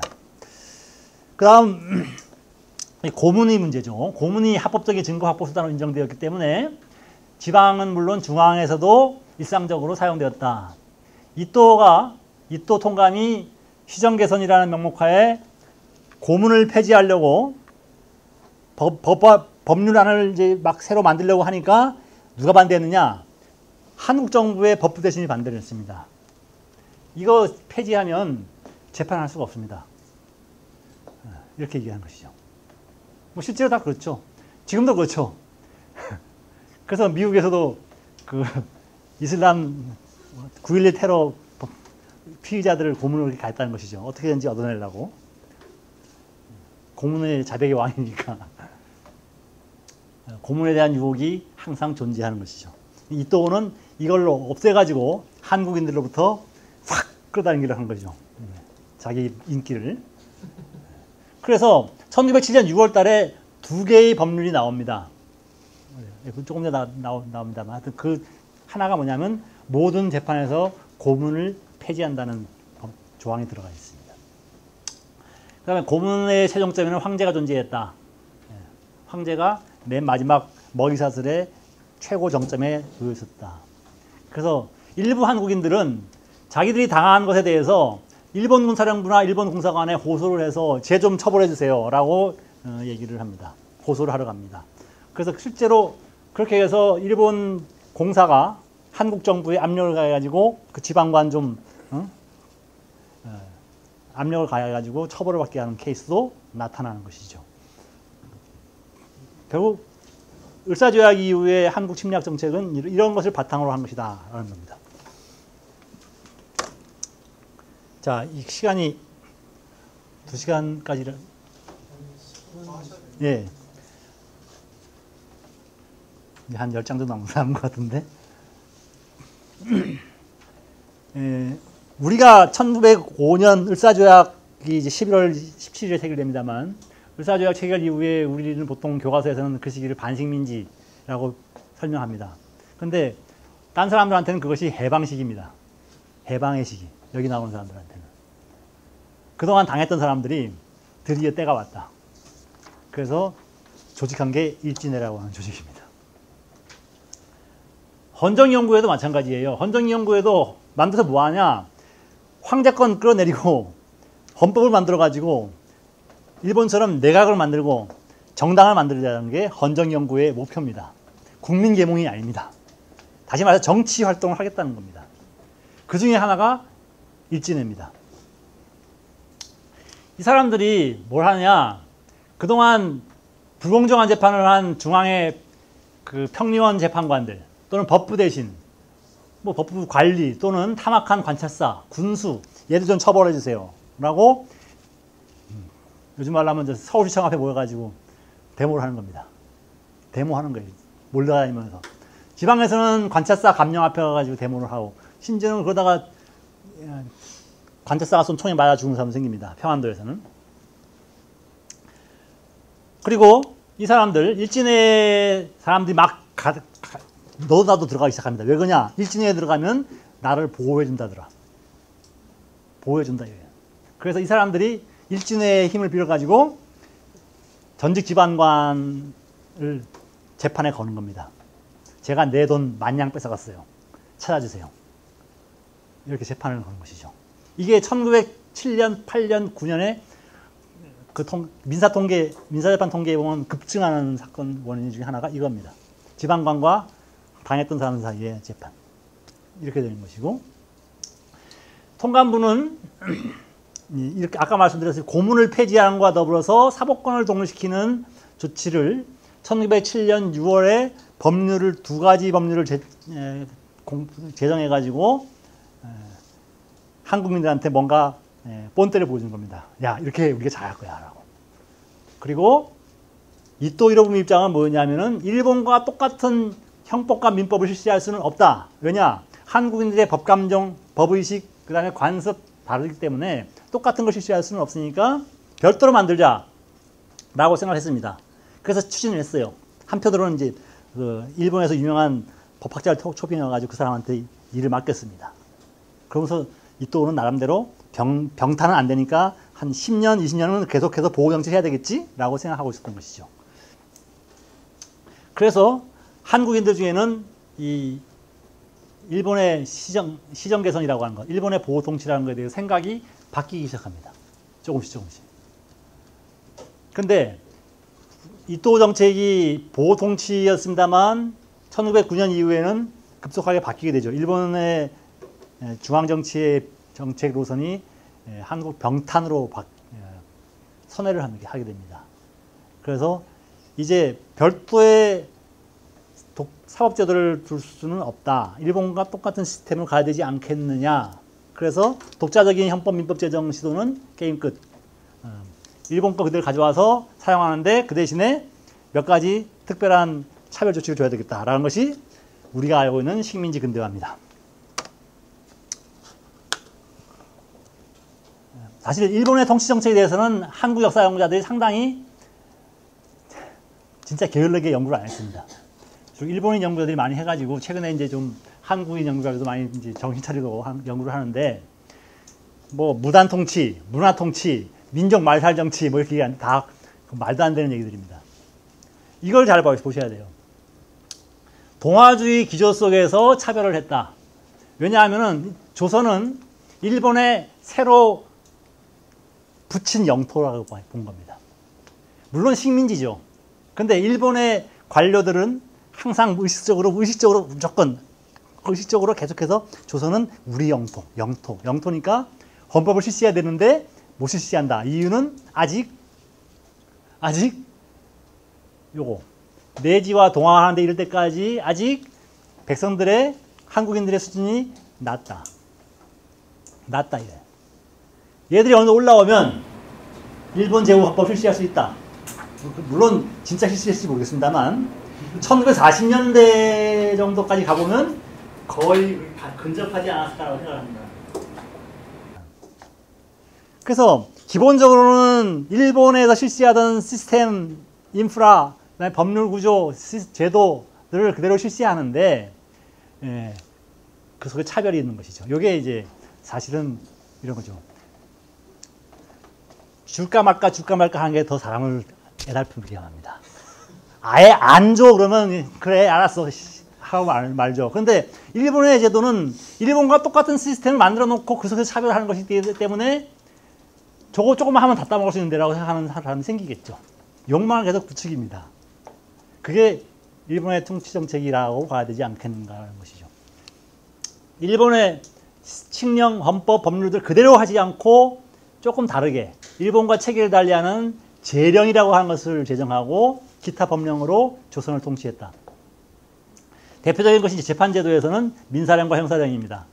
이것은 일본의 민법과 민사소송법, 일본의 형법과 형사소송법을 실시하는데 조선에는 특수한 사정이 있기 때문에 그대로 실시하지 않고 몇 가지 특례를 두겠다라고 하는 것이죠. 그게 바로 차별대우라는 겁니다. 그러니까 한편으로는 동화죠. 기본적으로는 동화입니다. 그렇지만 그 속에서 차별을 하는 것이죠. 그러니까 여러분들이 배운 일본의 한국인 차별정책이라고 하는 것은 사실은 원래는 차별해야 되는 게 마땅한 거죠. 민족이 다르니까. 당연히 차별해야 되는 거 아니겠습니까? 민족이 다른데. 근데 그들은 같은 영토니까, 중국하고 다르게 같은 영토니까 똑같이 실시하는데 차별을 하겠다. 어떤 식으로 차별하느냐를 보시겠습니다만, 그럼에도 불구하고 여기 보시다시피 요거 조선 태영령과 몇몇 제령을 제외하고 나머지 법령 대부분은 이 조선에 있는 일본인에게도 똑같이 적용되었다. 즉 민사령, 형사령이 똑같이 일본인에게도 적용되었다는 겁니다. 그러니까 일본인들이 어떻겠습니까? 기분이 더럽겠죠. 내가 대일본 제국을 위해서 돈을 벌고 대일본 제국에서 행정을 실시하러 조선 총독부에 왔는데, 조선에 왔는데, 건너왔는데 이게 뭐냐? 일본에서 받던 권리들을 누리지 못하고 있다는 겁니다. 형사재판, 민사재판에서 상당히 차별적인 대우가 조선에서 실시되고 있었기 때문에 제조 일본들은 기분이 더럽게 나쁜 거였습니다. 그래서 무산통치라는 말을 붙인 거예요. 일본인들 스스로. 조선인이 붙인 말이 아닙니다. 이건. 그 상황을 좀 보시죠. 처음에는 이 1909년 단계에서는 이렇게 구재판서, 지방재판서, 공소원, 고등법원 4급 3심제 구조를 취했습니다. 그래서 이 구재판서 상당히 나름대로 독자적인 건물, 그다음에 판사를 다 뒀었는데 1912년에 데라우치 총독이 1년 반 정도 해보니까 안 되겠다.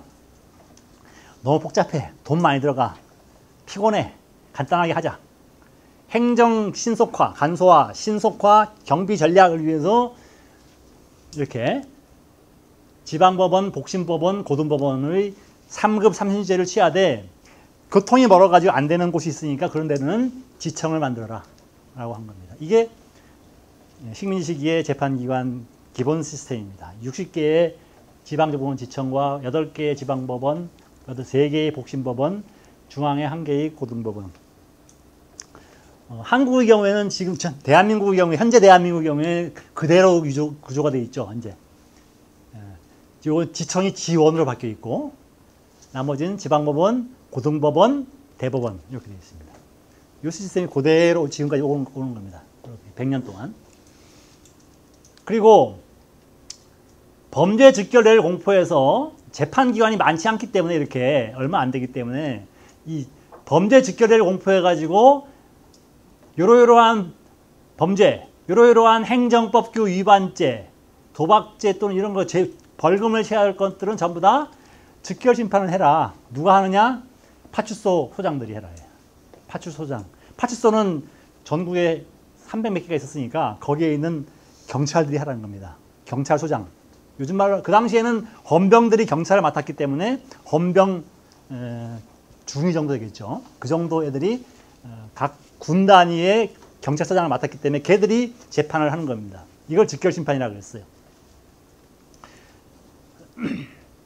그래서 여기 구재판소, 처음에는 구재판소죠. 그 다음에 지방법원지청이 없는 곳에 경찰서장 또는 그에 상당한 자가 당사자들의 신청에 의해서 민사사건까지 담당했습니다. 형사사건, 민사사건, 가벼운 거 다 헌병경찰이 담당했습니다. 그래서 한국인들한테 경찰이 무서운 걸로 보이게 되는 겁니다.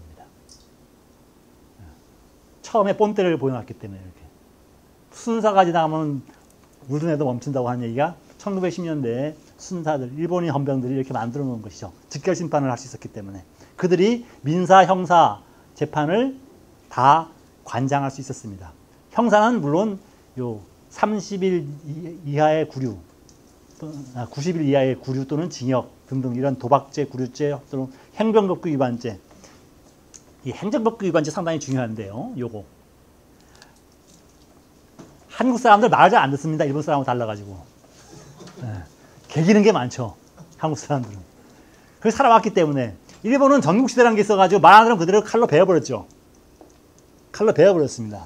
근데 일본은, 한국에서는 그런 게 없습니다. 말 안 들으면 그냥 멍석말이라도 쥐어 패고 말지. 그러면 며칠 앓다가 회복되면 그만이에요. 그러니까 개기입니다. 버티고 저항하고. 그래서 그런지도 몰라.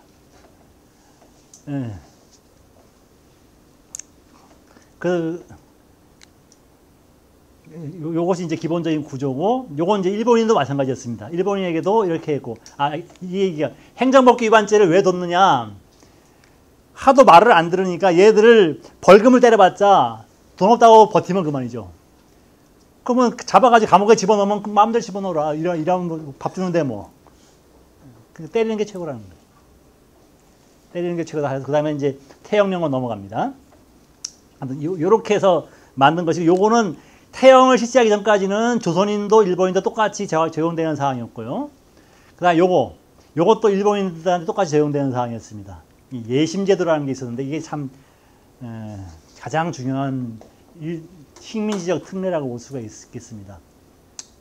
원래 일본에서는 예심제도를 둬가지고 검사가 수사를 한 다음에 그것이 끝나면 야, 이거는 상당히 중요한 범죄다. 예컨대 징역 1년 이상의 범죄에 해당된다고 할 경우에는 그것을 예심판사라고 하는 관직으로 넘겨버립니다. 그러면 예심판사가 정밀수사를 하게 되어 있습니다.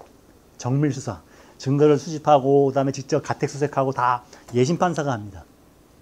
일본에서 경우에는. 이 제도는 프랑스에서 온 거라고 그러는데요. 프랑스가 일본 형사제도에 많은 영향을 미쳤다고 되어 있어요. 메이지 유신 이후에. 그러니까 예심판사가 피고인을 신문해가지고 48시간 안에 구인까지 잡아가둘 수가 있습니다. 그런데 이 사람이 범죄가 금고형 이상에 해당된다고 판단할 경우에는 48시간을 넘어서 감옥서에 구류할 수 있었습니다. 아직 유죄 판정이 나지 않았음에도 불구하고 계속 신문 조사를 해야 될 필요가 있다고 생각할 경우에는 좀 범죄가 중요해가지고 그럴 경우에는 감옥소에 구류해서 신문을 할 수 있는데 이게 제한이 없었습니다. 예컨대 형사소송법상 미결 구류 기간을 한 달로 했는데 매 1개월마다 갱신할 수 있다고 해놨다고 한다면 한 달 잡아놓은 다음에 다시 서류 써가지고 얘를 한 1개월 더 구류할 필요가 있음. 재판장 허가만 나면 다시 또 잡아놓을 수 있는 겁니다. 1년, 2년, 3년 계속 잡아놓을 수가 있어요. 예심제도라는 게. 그게 이런 맹점을 가지고 있는데 원래 시스템을 도입할 때에는 이 검사가 상당히 난폭할지도 모르니까 예심한 판사로 하여금 전문적인 법률적인 심사를 하게끔 해서 인권을 보호하겠다고 한 거였는데 그게 사실은 끝이 없는 구류 상태로 갈 수 있는 맹점을 가지고 있었다는 겁니다. 이게 한국에서 아주 악랄하게 이용되는 건데요.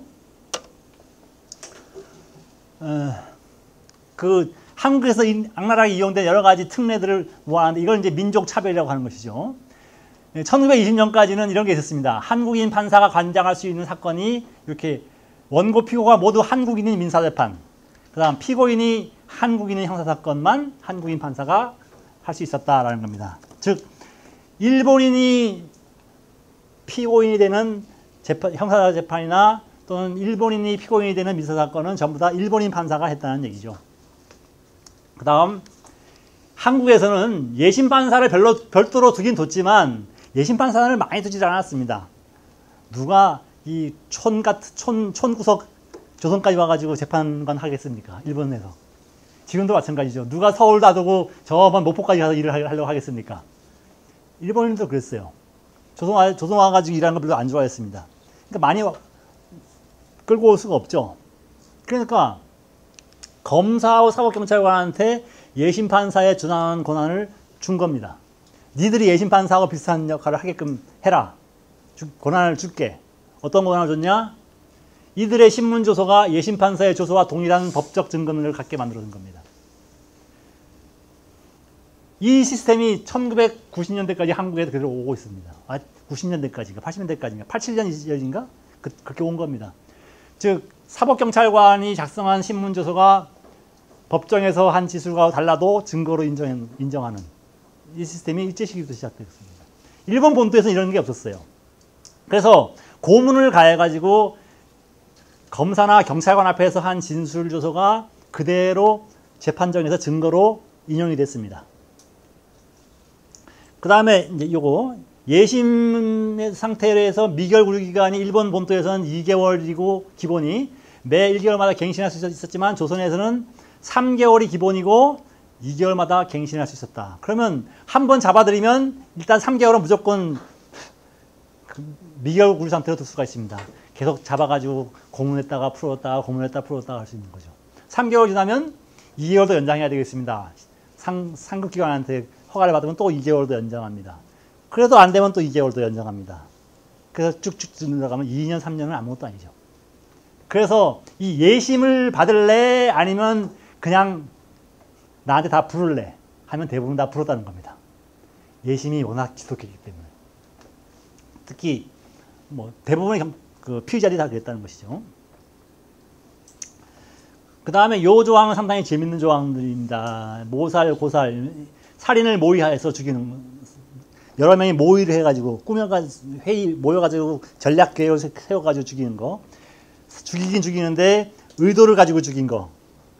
얼떨결에 죽인 게 아니라.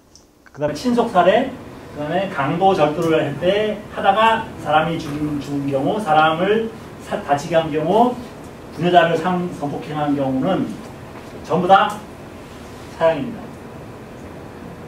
일본 형법은 안 그랬어요. 일본 형법은 제일 싼 게 10년이었습니다. 10년부터 사형까지 골고루 있었어요. 근데 한국의 대한제국기의 형법은 무조건 사형입니다. 뭐 재량권이 하나도 없었어요. 판사는. 그래서 총독부는 한국을 지배하면서 요 조항 참 좋다. 참 좋다. 요거 유지하자. 한국인들은 일단 당분간은 이걸 유지해야지 이 범죄가 없어지지 않겠느냐 하고, 그래서 1910년에 총독부에서 뭐라 하냐면 이제는 됐다. 한국의 민도가 좀 좋아졌고 범죄도 많이 줄었으니까 이 조항 이제 폐지합니다. 네, 그 다음에 이제 태형도 마찬가지죠.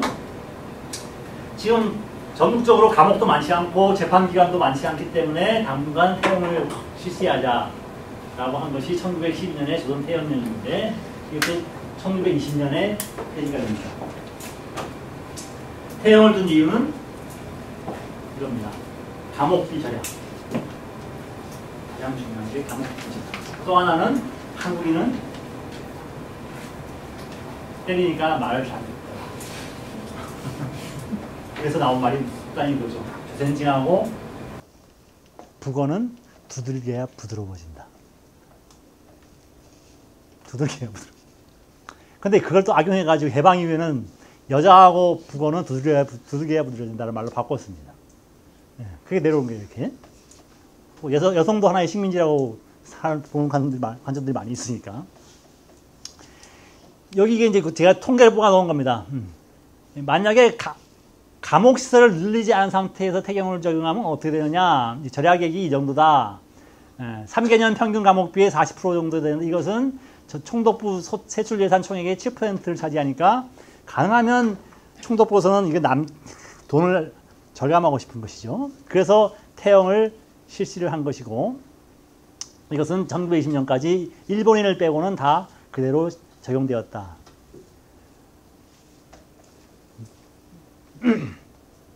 3.1운동을 일어난 다음에 일본인들 상당히 놀랬죠.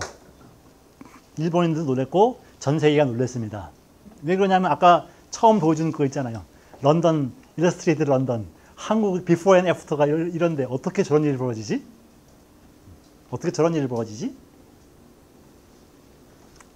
라고 생각했기 때문에 특히 데라우치 총독은 뭐 믿던 애인한테 배신당한 기분이었다거나 뭐 그렇게 얘기를 해요. 조선인들이 나한테 이럴 수가 있어? 라고. 내가 그렇게 잘해줬는데? 이렇게 얘기를 했다는 거죠. 개인적으로는.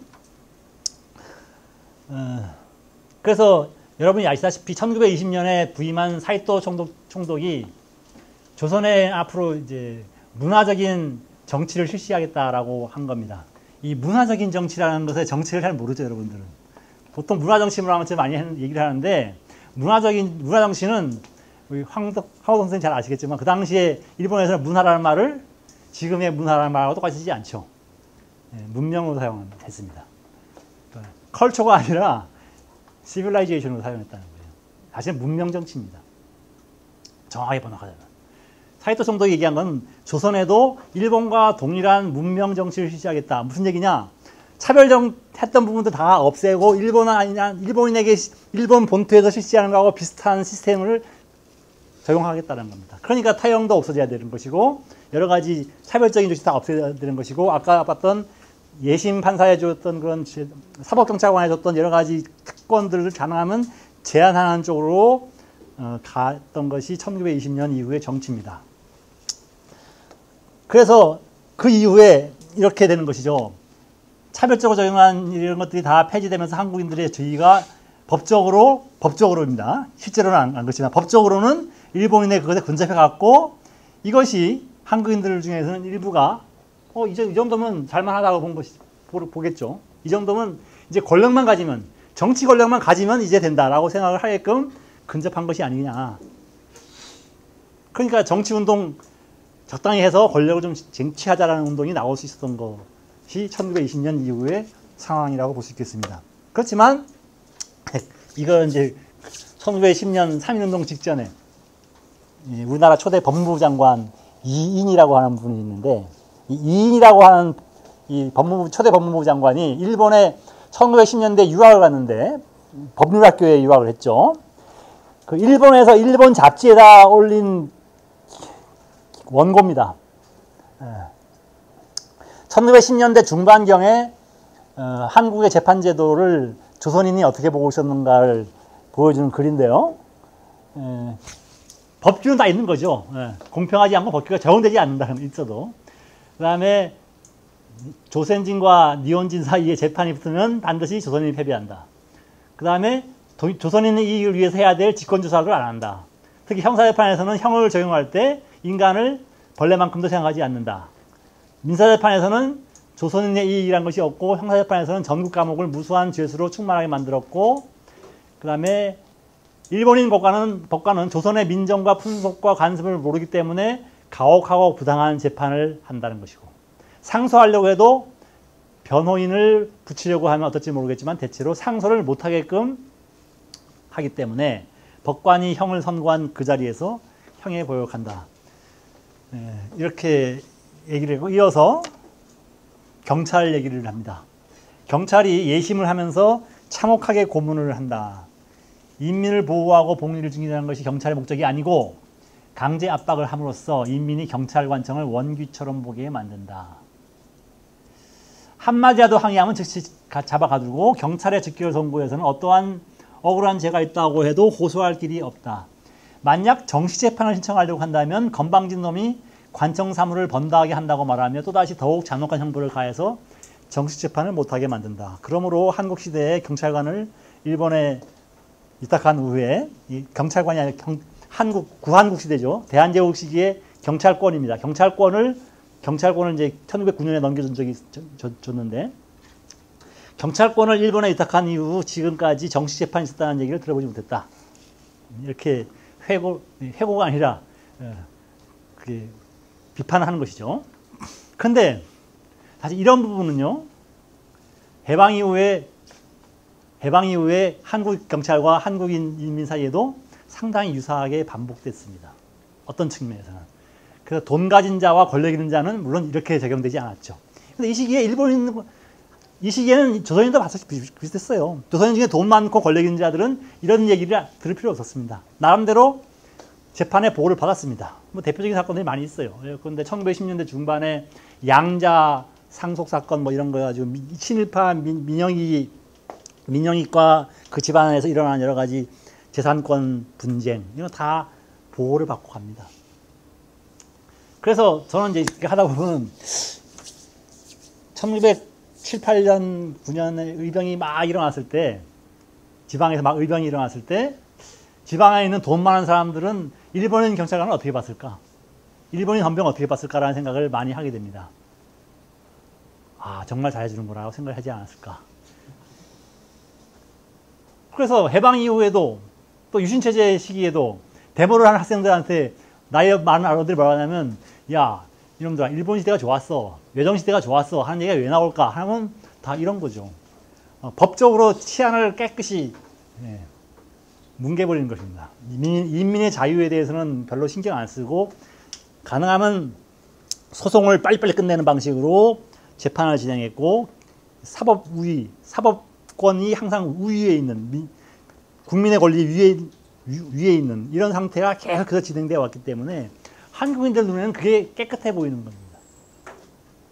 지금처럼 데모하고 맨날 재판 소송하고 국가에 반항하고 하면은 혼란스럽죠. 무질서해 보이고 불안합니다. 권력자들과 부자들은 똑같습니다. 그렇지 않았을까? 그러니까 친일적인 사람들이 많이 생길 수밖에 없지 않을까? 이 시기에부터 그렇게 생각할 수 있는 것이 아닌가라고 보고 있습니다. 예, 일단 여기까지 하고 일단 좀 쉬었다가 질문들을 받도록 하죠.